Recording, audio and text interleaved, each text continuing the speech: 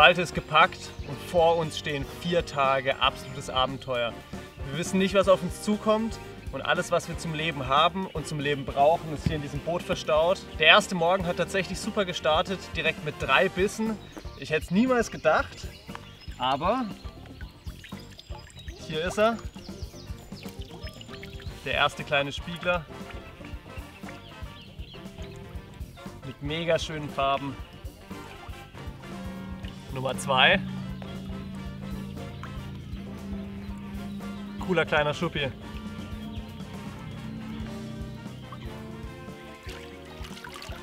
Lass mal den kleinen Racker mal wieder schwimmen, ne? Auf jeden Fall.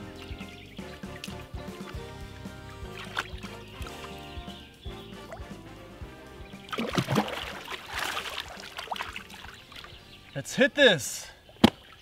Brother! Let's go. Let's go!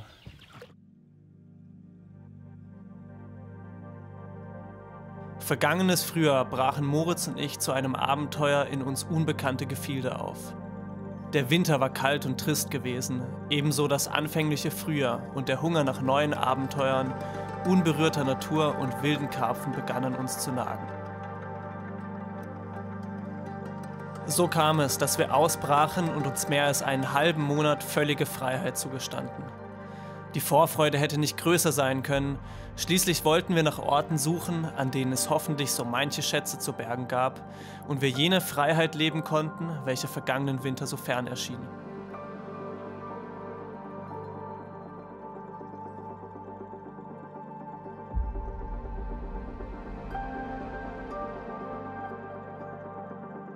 Allerdings würden wir uns so manche Herausforderung stellen müssen. Denn lange Zeiten in der Natur bringen immer wieder unvorhergesehene Ereignisse mit sich. Doch voller Vorfreude machten wir uns auf, gespannt auf das, was uns erwarten würde, und immer mit der Hoffnung auf wilde, unbekannte Karpfen.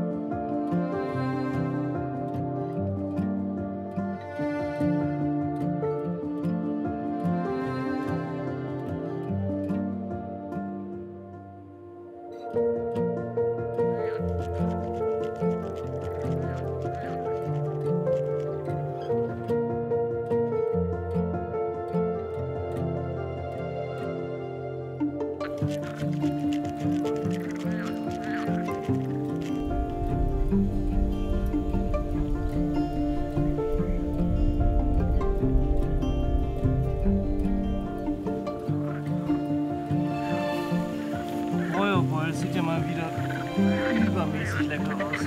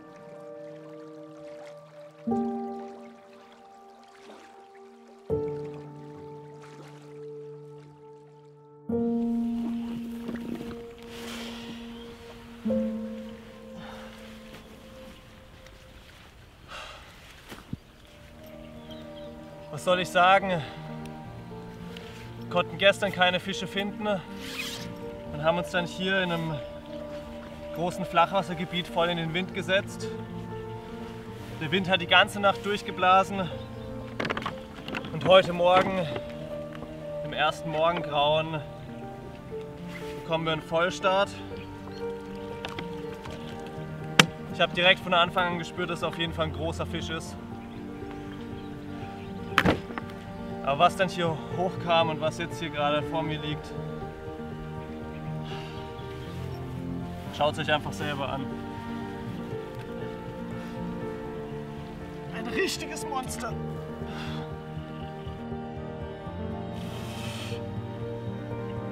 Aus dem Nichts. Erstes Mal hier angeln.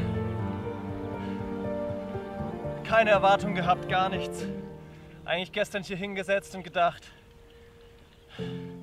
einfach nur eine schöne Zeit haben. Scheiß aufs Angeln. Und dann beißt so ein Brett.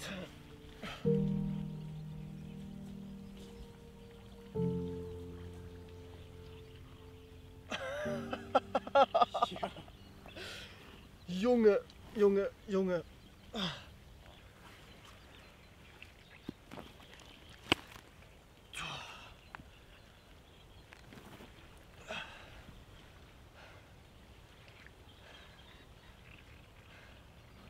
Mega überglücklich. Was ein Trip, Mann.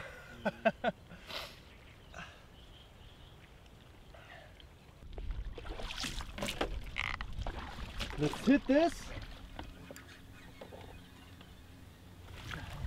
Auf der Fahrt beim Spinfischen hat es doch noch gebissen.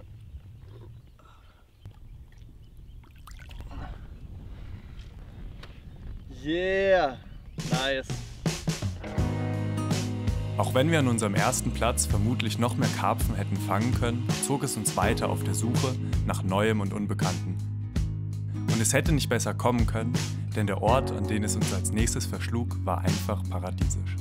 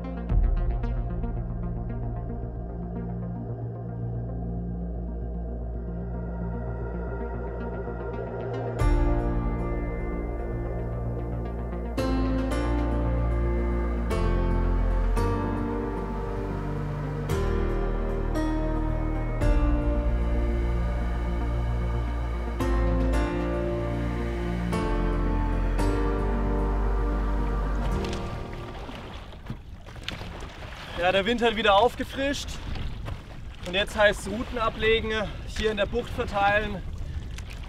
Die geht relativ tief runter, das heißt schön an die Uferkante in die Seerosen rein.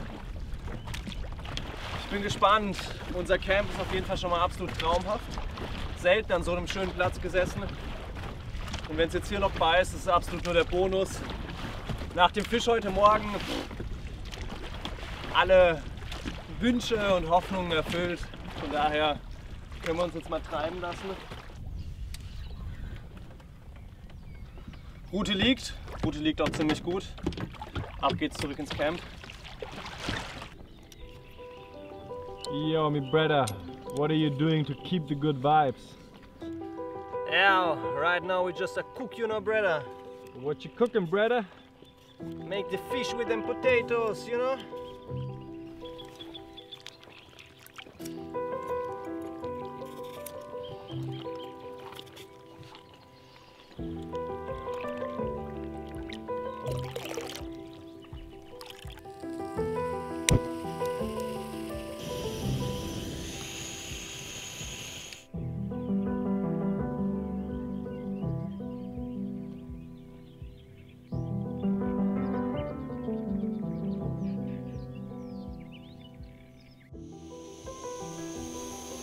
soweit, die Kartoffeln sind fertig. Wir haben uns hier aufs Wasser verzogen. Am Land haben uns die Schnaken komplett aufgefressen nach dem warmen Tag heute. Jetzt wird halt im Boot gekocht. Nicht schlimm. Ist auf jeden Fall eine der coolsten Locations, in der ich bis jetzt gekocht habe. Als Beilage zum Hecht gibt es Salzkartoffeln.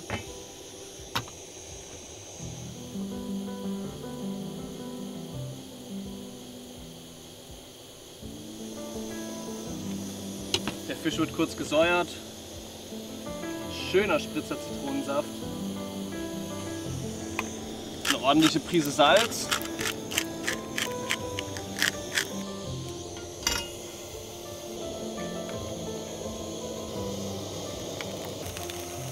Ich würde sagen, jetzt geht's ans Eingemachte.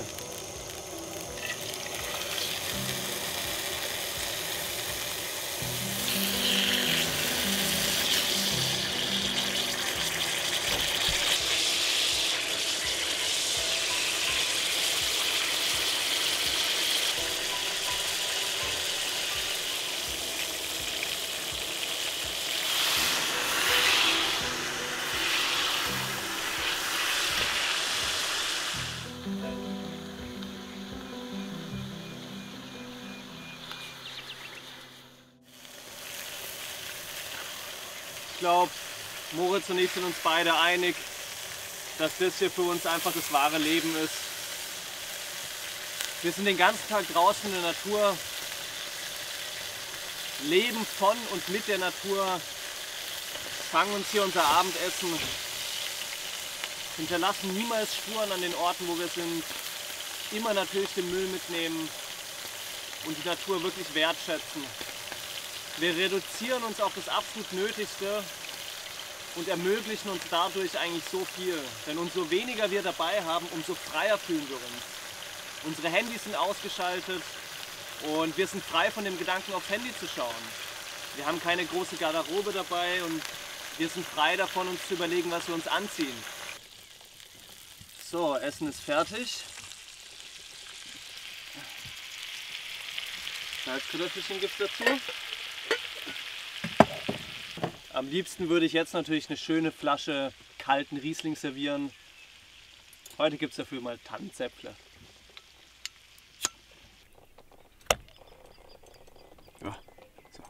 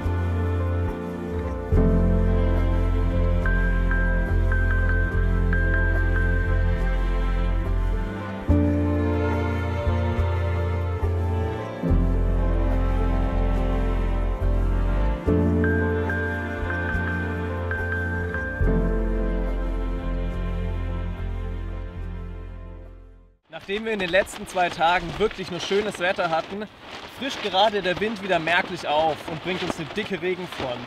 Entsprechend haben wir uns hier ein schönes Plätzchen gesucht, das Tarp aufgespannt und machen es uns jetzt erstmal so richtig gemütlich. Natürlich müssen jetzt aber auch wieder die Ruten ins Wasser, denn bei dem Wind und dem Regen kann ich mir gut vorstellen, dass es wieder ordentlich scheppert. Wir sind gespannt. Vor 7 Jahren gingen Jakob und ich das erste Mal gemeinsam angeln. An diesem Tag feierten wir bereits den ersten Fang eines Karpfens und aßen Hechtfilet zum Abend. Über die Jahre verbrachten wir viele Nächte gemeinsam am Wasser und durch abenteuerliche Unternehmungen wurden wir gute Freunde. Angeln, Kochen, lange Gespräche und das alles in der Natur. Dadurch entwickelte sich ein Lebensgefühl, welches ich so noch nie erlebt hatte. Jakobs Faszination für die Natur und das Angeln ist für mich heute noch eine große Inspiration. Und so habe ich mittlerweile auch eine Begeisterung dafür entwickelt, den Blick über das Wasser schweifen zu lassen, nach Fischen zu suchen oder eine Angel auszuwerfen und mit der Umgebung eins zu werden. Durch die vielen Stunden am Wasser wurden meine Achtsamkeit für die Natur und meine Umwelt größer. Mir fiel auf, wie schön es ist, in der Natur zu sein und nichts Menschenerschaffenes zu sehen, was unsere Sinne sonst ständig beansprucht. Es ist unglaublich erfüllend und beruhigend. Es ist wie die Tür zu einer anderen Welt. So kommt es auch, dass ich aus Pflanzen, denen ich früher keine Beachtung schenkte, heute ein leckeres Mittagessen koche. Kurzer Snack für zwischendurch. Wilder Hopfen wächst hier in Hülle und Fülle. Und den braten wir uns jetzt an mit dem restlichen Hechtfilet. Essen und gesunde Ernährung waren auch immer ein Gesprächsthema und gemeinsames Handlungsfeld. Durch etliche Kochdebatten und viele Kochsessions haben wir beide für uns erkannt, wie wichtig uns gesunder Konsum von Lebensmitteln geworden ist. Nicht nur wegen unserem eigenen Wohlbefinden, sondern auch der Umwelt zuliebe. So kam es, dass wir gemeinsam ein Lebensgefühl entwickelten, welches uns unglaublich bereichert, motiviert und auf unseren gemeinsamen Reisen zum Ausdruck kommt. Dankbarkeit, bewusst leben, freundlich zu seinen Mitmenschen sein und sich von den manchmal rough conditions nicht unterkriegen lassen, wie zum Beispiel an diesem Abend.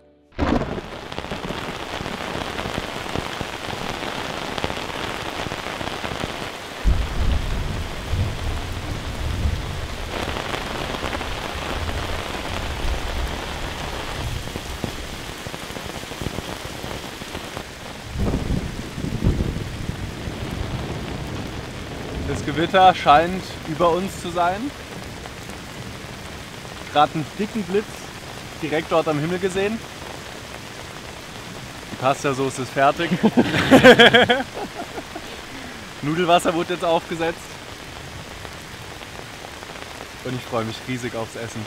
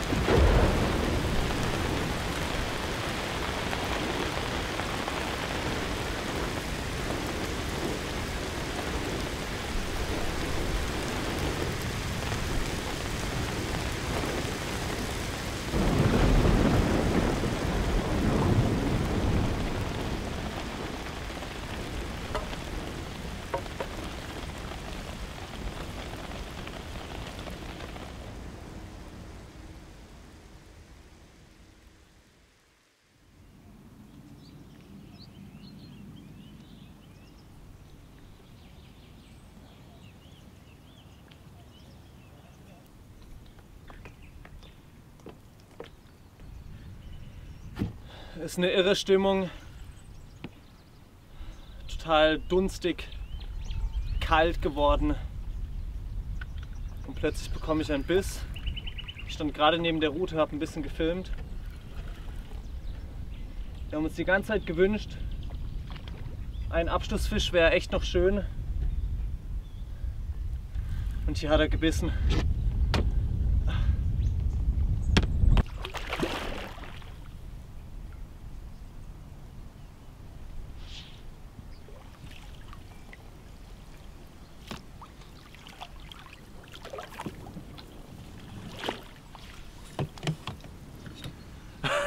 Das hat doch einer gebissen. Geil.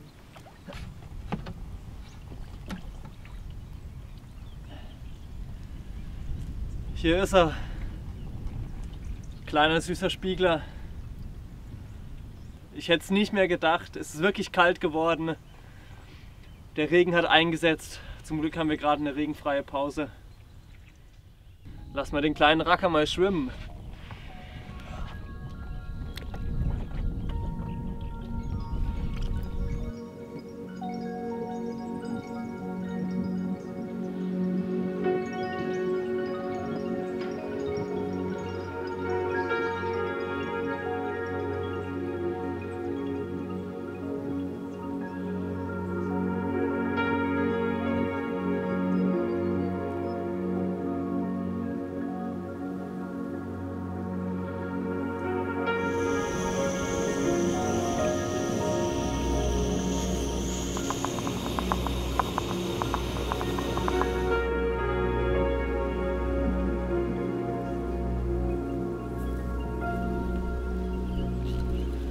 Gerade kam noch der Biss beim Einpacken. Es hat sich richtig eingeregnet. Aber die Rute am Schilf hat noch einen Biss gebracht. Wieder ein kleiner, aber hey, wir beschweren uns nicht.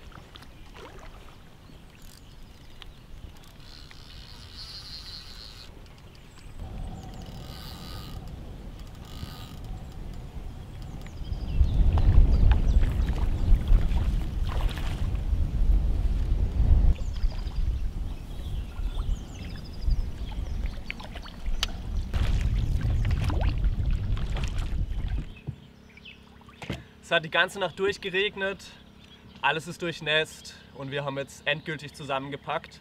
Aber gerade beim Zusammenpacken hat noch einer gebissen. Der zweite Abschlussfisch.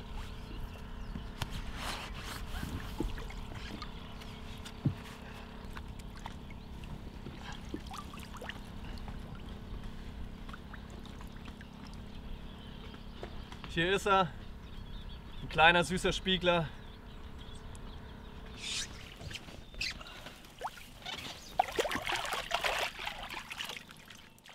Nach den ersten erfolgreichen und wohltuenden Tagen ging unser Abenteuer weiter.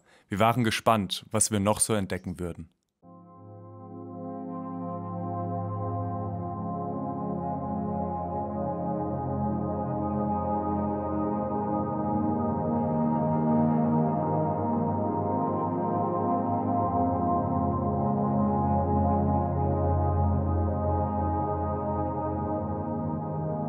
Wir sind gestern hier an einem absolut wunderschönen Spot angekommen und legen jetzt die Routen tagsüber nochmal neu. Es wird uns nicht leicht gemacht. Wir finden leider keine Karpfen. Brassen sind zu Genüge da. Und eigentlich war meine Hoffnung, hier in den Seerosen auch die Karpfen zu finden, die den schleichenden Brassen hinterherziehen. Naja.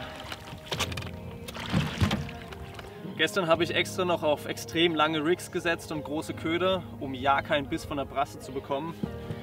Weil eh nichts beißt, ist mir heute egal. Jetzt fische ich mal so richtig auffällige Pop-Ups. Ziemlich grob, eigentlich gar nicht mein Ding, aber das muss jetzt hier sein. Auf 400 Meter Abspann. Vielleicht klappt's ja. So, die Route mit diesem absolut ekelhaften Rig kommt jetzt hier in so ein kleines Seerosenloch. Wunderschön. Für den ganz besonderen Crunch-Effekt.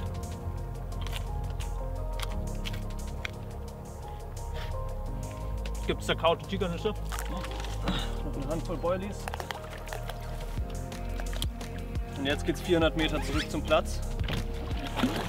Und wenn eine Brasse beißt, heißt es rudern. Das ist mal wieder typisch. Es sind noch 10 Meter auf der Spule, aber noch 15 bis zu den Routen. Zum Glück alles bestens sortiert. Ersatzschnur immer im Boot mit dabei. Generell bei solchen Distanzen. Oh shit, wo ist die Ersatzschnur? Touché. Hier ist sie. Jawohl. Immer Ersatzschnur dabei. Mussten wir gestern bei der anderen Route auch schon machen. Kurzer Double Grinner und dann sollten wir bis zu den Routen kommen.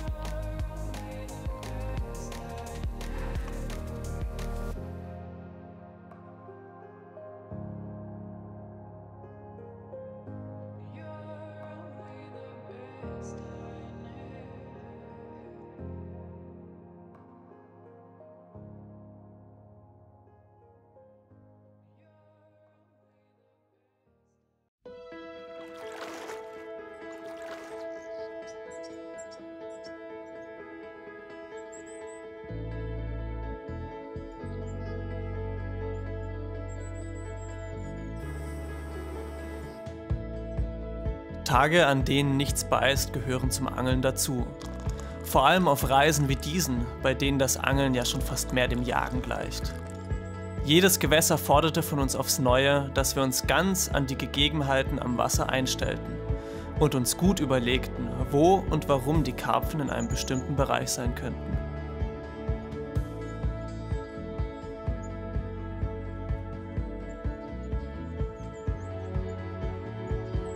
Gerade die wechselhaften Wetterbedingungen waren beim Austüfteln einer Strategie eine große Herausforderung.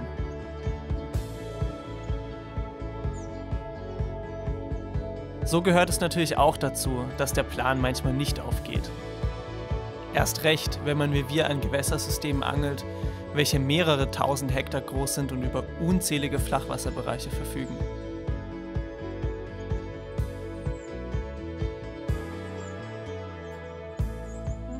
Doch oft, wenn der Fangerfolg hinten angestellt wird, öffnet das die Tür zu ganz anderen Erlebnissen. Ja, es kann sogar sehr befreiend sein, nicht immer den nächsten Run zu jagen. Solche Tage bringen Gelassenheit mit sich, denn Angeln ist auf unseren Abenteuern nur ein Teil des Ganzen. Sich auch mal Zeit zu nehmen, ein ausführliches Nickerchen in der Hängematte zu machen, ein Buch zu lesen oder die Karpfenrute gegen einen Schwimmer mit Wurm einzutauschen. Vielleicht ist es gerade dieser State of Mind, der wirkliche Freiheit durch innere Ruhe mit sich trägt.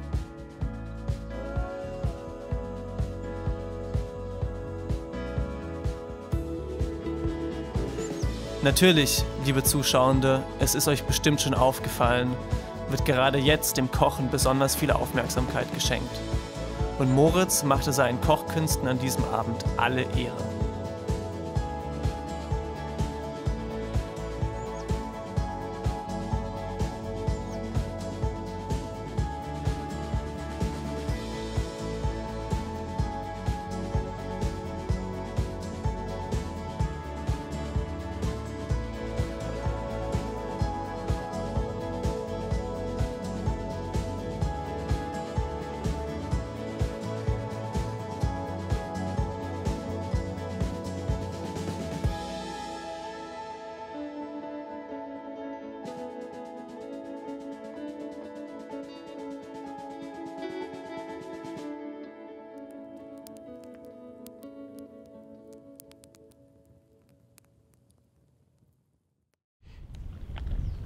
Logbucheintrag. Captain Darty und Leichtmatrose Moritz, Anfang Mai. Ja, Good Vibes Only muss man reinschreiben. Ja, Mann, das schreibe ich unten hin. Leider fischlos. Ist alright. Eine schöne Zeit hier auf jeden Fall in unserem wunderschönen Camp. Let's go. Let's go. Next location.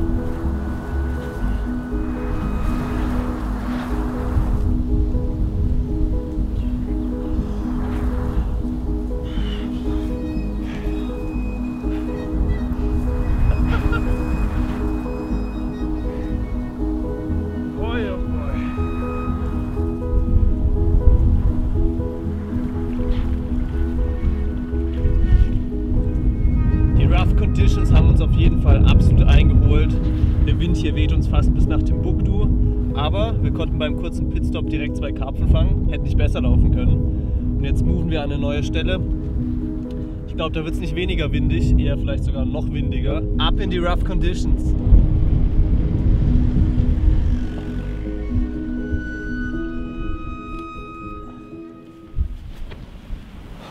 Ja, wir essen jetzt was und dann lass uns rüber moven, oder? Ja. Ich glaube, mit der Strömung von hier aus haben wir keine Chance. Ja, die Rough Conditions lassen uns heute nicht in Ruhe, auch nicht schlimm. Mittagessen, kurze Stärkung und dann geht's da rüber. Richtig geil. So yummy!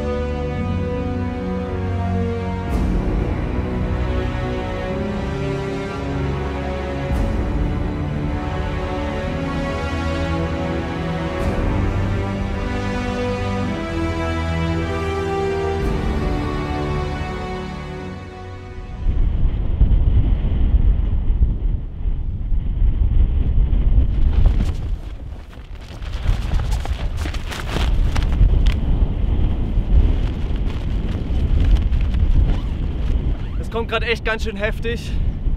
An so richtiges Angeln ist eigentlich nicht mehr zu denken. Wir sind jetzt hier mit unserem kleinen Zelt. Wirklich wegmoven können wir auch nicht. Der Orkan muss ausgesessen werden.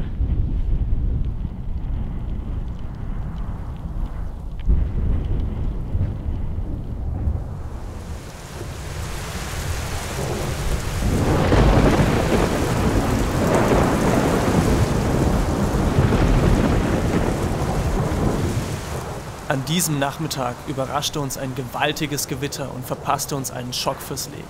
Erst im Nachhinein erkannten wir, wie leichtsinnig wir eigentlich gewesen waren. Obwohl es natürlich schon die ganze Zeit stürmisch war, fühlte es sich nicht nach Gewitter an. Der Wind wehte kalt und der Wetterbericht wies nur auf starke Böen hin. So kann man sich irren. Als das Gewitter über uns hinwegzog, erkannten wir urplötzlich, wie unbedacht es war, auf so einer freien Fläche ohne Schutz oder Fluchtmöglichkeiten zu lagern. Lange Zeiten in der Natur können immer wieder Extremsituationen mit sich bringen. Vergesst das nicht. Nachdem wir gerade noch mal glimpflich davongekommen waren, war es für uns höchste Zeit, einen friedlicheren Ort zu suchen und erstmal gut zu kochen.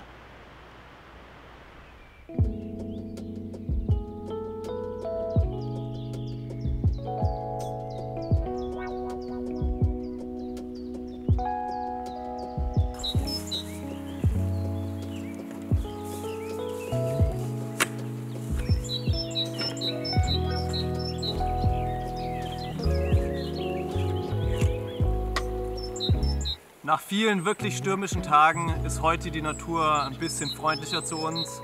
und wir nutzen den schönen Abend, um uns erstmal was richtig Schönes zu essen zu machen. Heute auf dem Speiseplan steht Wirsing mit Bratkartoffeln. Alles, was wir dafür brauchen, ist natürlich Wirsing, Zwiebeln, Knoblauch und natürlich auch Speck. Als allererstes brauchen wir eine schön fein gehackte Zwiebel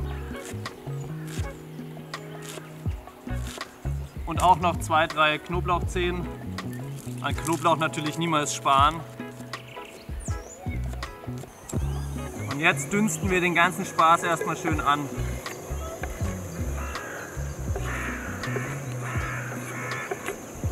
Die Zwiebeln brutzeln und der Knoblauch.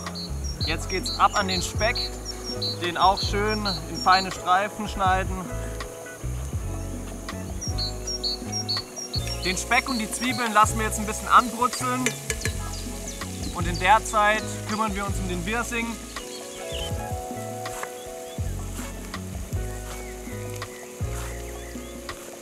Bevor der Wirsing jetzt in den Topf kommt, hauen wir noch eine ordentliche Portion Kümmel rein. Nicht zu knapp, weil Kümmel ist geil.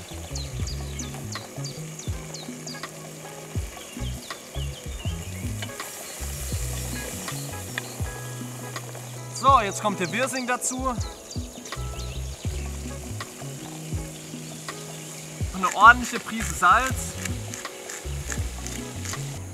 Noch ein schöner Schuss Sahne. Dann kommt der Deckel drauf. Und ein bisschen warten.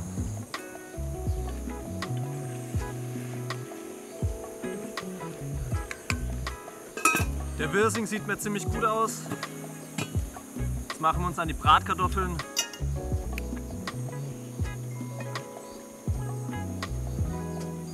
Ruhig in schönen groben Chunks.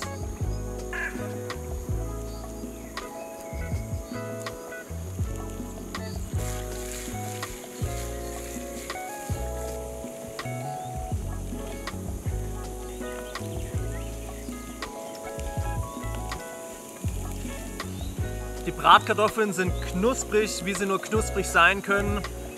Und normalerweise würde ich jetzt einen schönen kühlen Riesling servieren. Haben wir nicht. Dafür gibt es heute ein leckeres Sterni.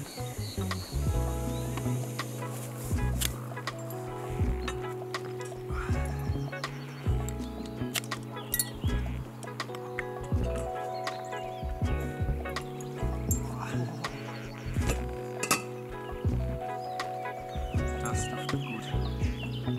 Brother. Sehr nice. Also,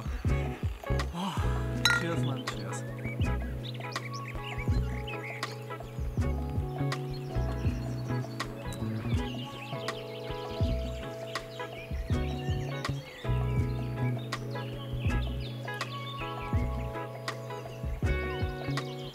Das tut gut.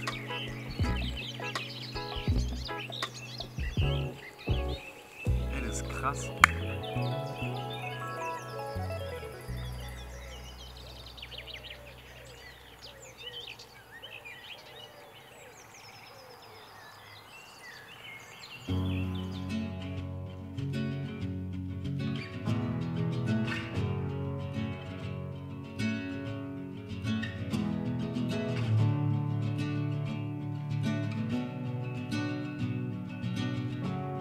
Es sind Stunden wie diese, in denen das Gefühl von Freiheit und Zeitlosigkeit aufkommt.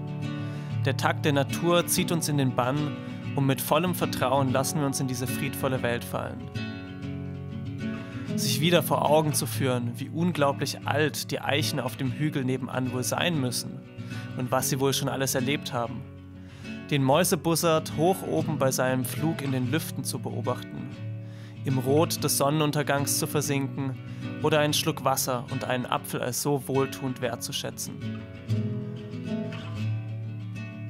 Oft sind es doch diese, manch einer würde sagen, banalen Erkenntnisse, welche die Tür öffnen zu jener kindlichen Leichtigkeit, obgleich sie als längst vergessen galt.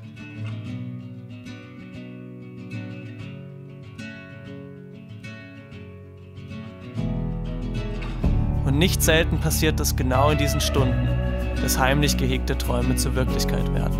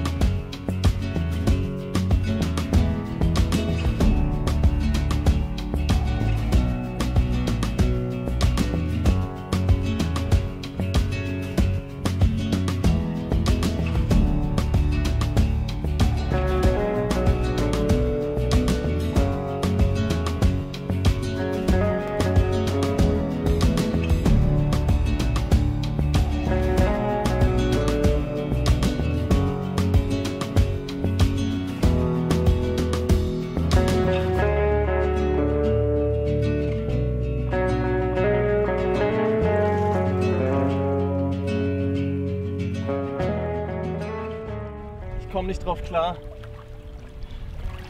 Schaut euch mal dieses Kreuz an. Ich liebe einfach das Unerwartete beim Angeln. Nicht zu wissen, was beißt. Deswegen zieht es mich auch immer in die wilden Gewässer. Und manchmal, wenn das Unerwartete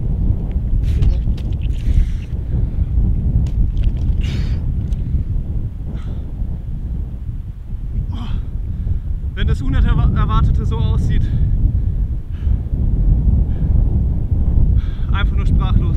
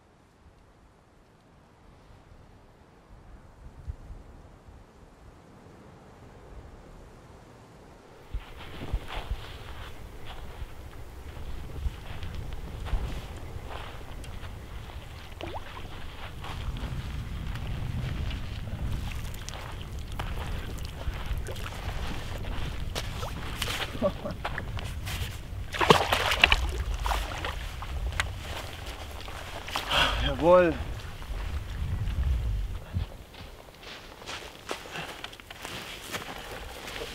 Wir wollten gerade den Abend beenden und uns hinlegen, aber nichts da. Das Futter wirkt. Und da ist der nächste.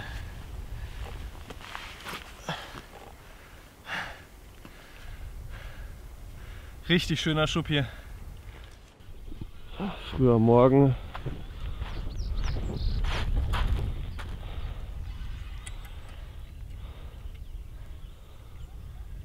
Vor 20 Sekunden noch am Schlafen. Jetzt am Drillen, Junge.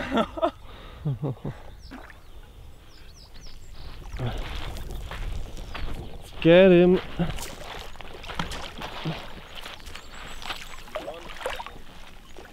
Oh, shit.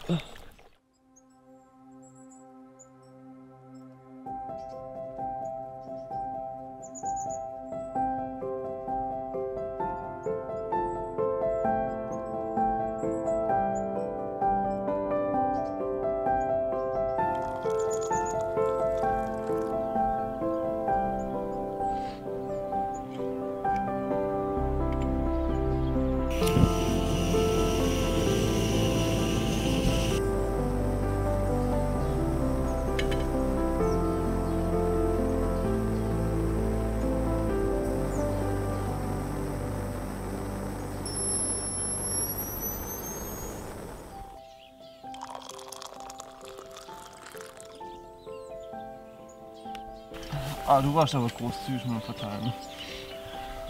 Ja, das war halt jetzt der letzte Schluck. mir mache ich. Jetzt, der wird dadurch kalt. Hallo. Wir machen gleich noch einen zweiten. Der wird dadurch kalt. Jetzt kommt's mehr. Ich mach dich gleich kalt.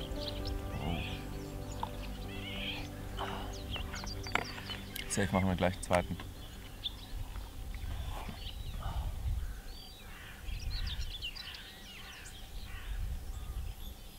Another day in paradise, huh?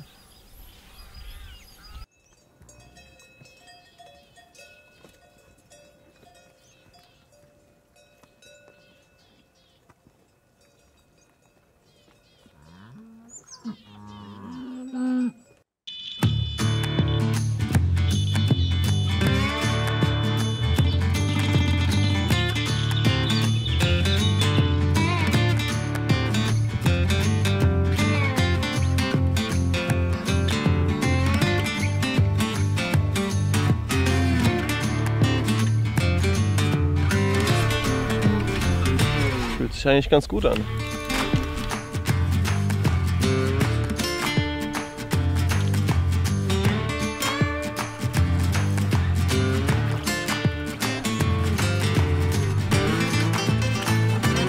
Jawohl, jawohl.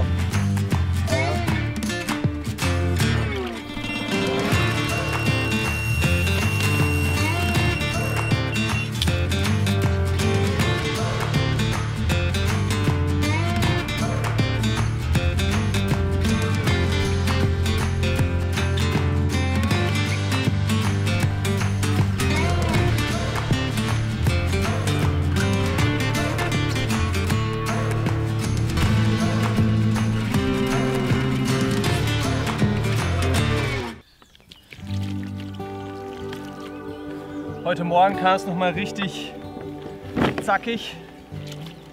3 Fische und der hier hat gerade gebissen. Oh. Komm Moritz, ab ins Bild. Wow. Wow. Ganz fast noch. Was ein Schuppi. Der zählt, oder? Auf jeden Fall. Ich drehe noch mal um. Ja. Ah, aber schau mal hier die Verwachsenen.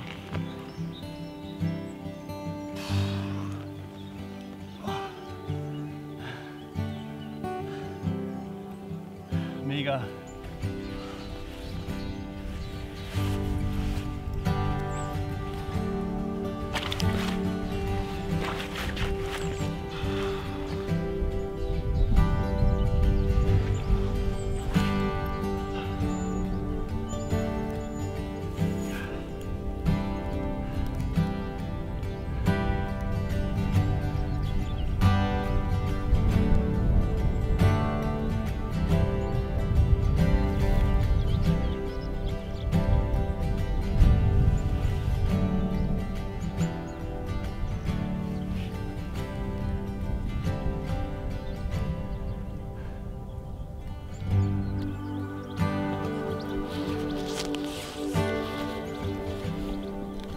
So, und jetzt kommen auch noch die Tür angelaufen, Moritz.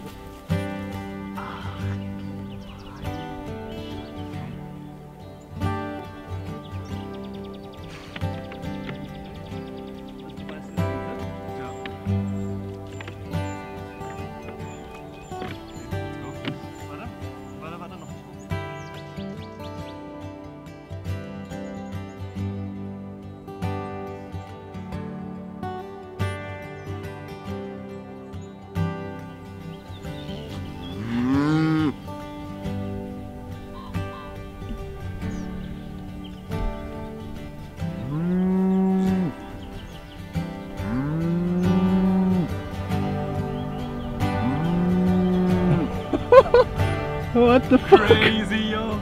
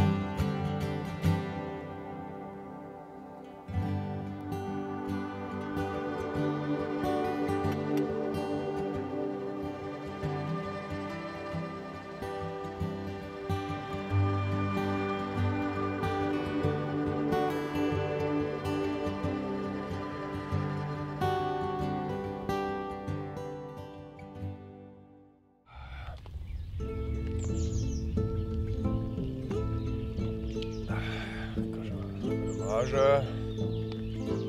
Boah! Ja, also einigermaßen sehe ich was. Passt schon.